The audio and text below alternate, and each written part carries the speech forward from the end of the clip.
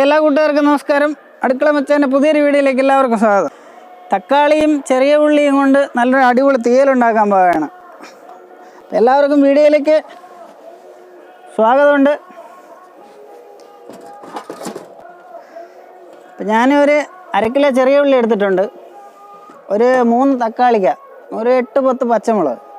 ഇനി ഇതിനെ ഒന്ന് ചെറുതായിട്ട് ഒന്ന് കട്ട് ചെയ്തെടുക്കണം. വലിയ ഉള്ളികളൊക്കെ ഒന്ന് 2-3 കട്ട് ചെയ്തെടുക്കാം. ചെറിയ ഉള്ളിയൊന്നും കട്ട് ചെയ്തെടുക്കേണ്ട കാര്യമില്ല.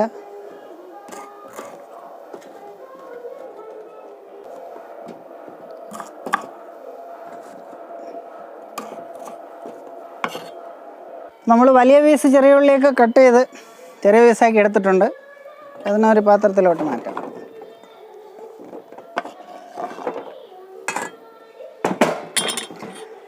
പിന്നെ നമുക്ക് പച്ചമുളകിനെ ഒന്ന് 2 കട്ട് ചെയ്തെടുക്കണം. പച്ചമുളക് ഇങ്ങനെ 2 ചരിച്ചൊന്ന് കട്ട് ചെയ്തെടുക്കാം. അപ്പോൾ ഞാൻ പച്ചമുളകും കട്ട് ചെയ്തെടുത്തു. നമുക്ക് തക്കാളി കൂടെ ഒന്ന് കട്ട് ചെയ്തെടുക്കണം. തക്കാളി തീരെ ചെറിയ പീസാക്കേണ്ട ആവശ്യമില്ല, തീയലിനായതുകൊണ്ട് ഒരുവിധം ഈ ഒരു സൈസിൽ വെട്ടിയെടുത്താൽ മതി.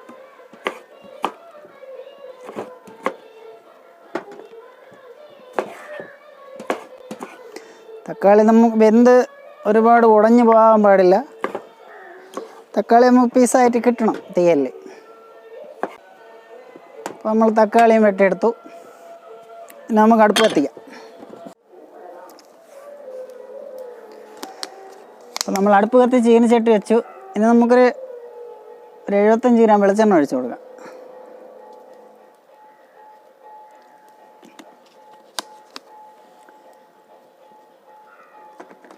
ml വെളിച്ചെണ്ണ ഒഴിച്ചു. ഇപ്പോൾ വെളിച്ചെണ്ണ ചൂടായി. നമുക്ക് ആവശ്യത്തിനുള്ള കടുക് ഇട്ട് കൊടുക്കാം.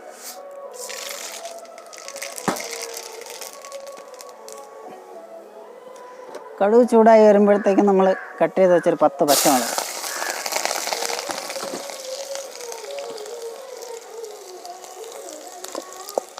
പച്ചമുളക് നിറം മാറി വരുമ്പോൾ നമ്മൾ വെട്ടി വെച്ച ഉള്ളി ഇട്ടു.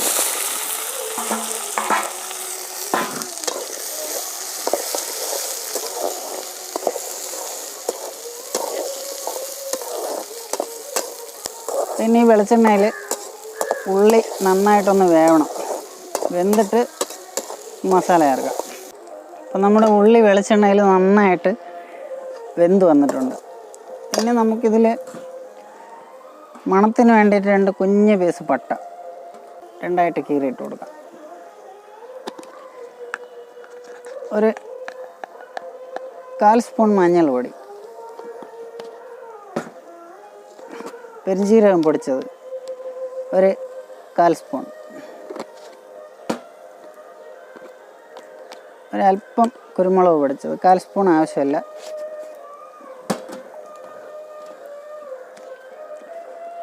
പിന്നെ ഒരു 2 സ്പൂൺ മല്ലിപ്പൊടി,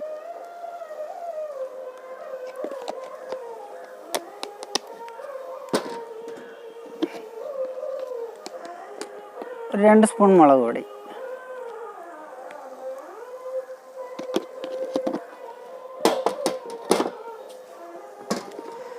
ഉപ്പിട്ടില്ല, ആവശ്യത്തിനുള്ള ഉപ്പിട്ട് കൊടുക്കാം.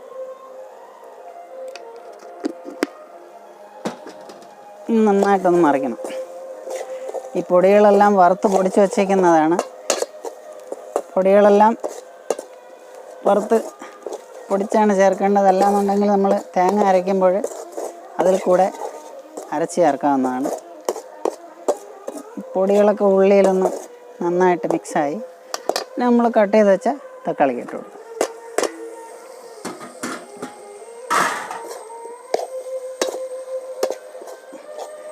അപ്പോൾ നമ്മൾ തക്കാളിക്കും ഉള്ളിയും കൂടെ ഒരുമിച്ച് ഇട്ട് തീയൽ വയ്ക്കുന്നത് കൊണ്ട് നമുക്ക് പുളിയുടെ ആവശ്യമില്ല. ആവശ്യത്തിനുള്ള പുളി ഈ തക്കാളി വേകുമ്പോൾ അതിൽ നിന്ന് ഇറങ്ങും. അപ്പോൾ തക്കാളി ഇട്ട് മറിച്ചു.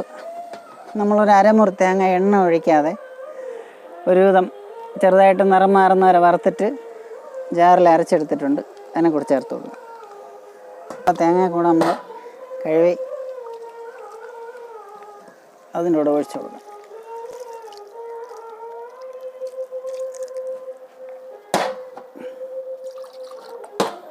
കുറച്ചും കൂടെ വെള്ളം ആവശ്യമുണ്ട്. നന്നായിട്ടൊന്ന് ഇളക്കി വെച്ച് കൊടുക്കണം.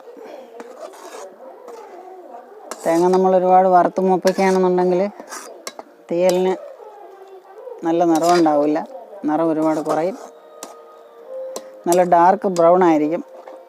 നമ്മൾ ചെറുതായിട്ടാണ് തേങ്ങ മൂപ്പിച്ച് അരച്ചെടുക്കുന്നതെന്നുണ്ടെങ്കിൽ ഇതുപോലെ ചെറിയ നിറമേ ഉണ്ടാവുള്ളൂ. പിന്നെ ഉപ്പ് നോക്കണം.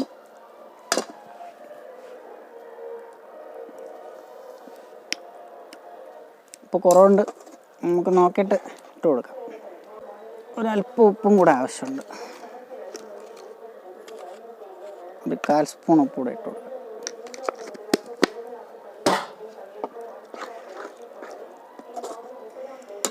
ഇനി ഇതിനെ അടച്ചു വെച്ചിട്ട് നന്നായിട്ടൊന്ന് ഈ തക്കാളിക്ക് ഒന്ന് വേവാൻ കണക്കിന് നമുക്ക് വേവിച്ചെടുക്കണം. ആവശ്യത്തിന് ഉപ്പുണ്ട്. അടച്ചു വെച്ച് വേവിക്കാം. തീ ഒന്ന് കൂട്ടി വെച്ച് കൊടുക്കണം.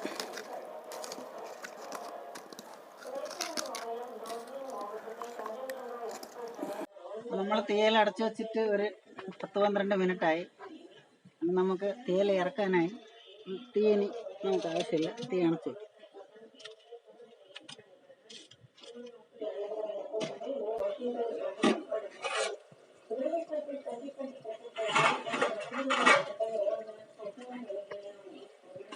തീയിൽ നന്നായിട്ട് വറ്റി ചെറുതായിട്ട് കുറുകിയ ചാറോടെ പട്ടയ ഇലക്കെ ഇട്ടുകൊണ്ട് നല്ല മണമുണ്ടാകും.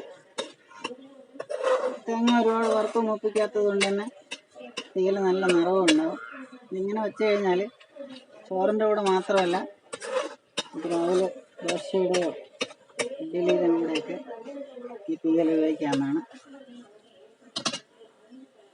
നമ്മൾ പുളി ഒഴിക്കേണ്ട ആവശ്യമില്ല, തക്കാളി ഇടുന്നുണ്ട്. ഉപ്പും എരിവും പുളിയെല്ലാം ആവശ്യത്തിനുണ്ട്. ഇതുപോലെ ഈ തീയലൊന്ന് ട്രൈ ചെയ്ത് നോക്കുക. നമുക്ക് ഇറക്കി വയ്ക്കാനായി. ഇതിൽ നിങ്ങൾ ഒന്ന് ട്രൈ ചെയ്ത് നോക്കണം. മറ്റൊരു റെസിപ്പിയായിട്ട് ഞാൻ വീണ്ടും വരും. എല്ലാവർക്കും നമസ്കാരം.